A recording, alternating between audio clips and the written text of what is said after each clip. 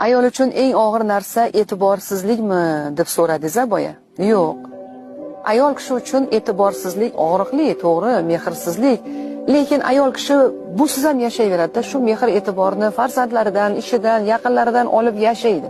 Yana nima og'ir? Yo'qchilikmi? Yo'q.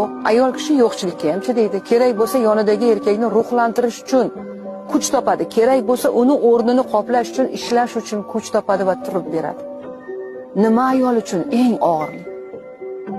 Ayol uchun eng og'riqli, ko'tarib bo'lmas, qalbi vayron bo'ladigan, butun borlig'i, vujudi, butun olami parchalanib ketadigan narsa bu xiyonat.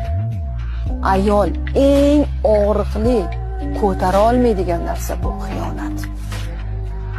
Xiyonatga uchragan ayol o'ladi. Uni tanasi qoladi va bu tana eri uchun, qaynonasi uchun, farzandlari uchun, el yurt uchun yashayveradi, lekin tanada mana bu qalb o'ladi.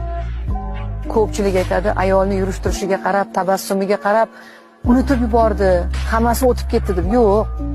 Bu tabassum farzandlarni tushkunlikka tushirmaslik uchun, ota-onasini xafa qilmaslik uchun, boshqalar uchun. Lekin ayol xiyonatni hech qachon unutmaydi. Ishoning, hech qachon.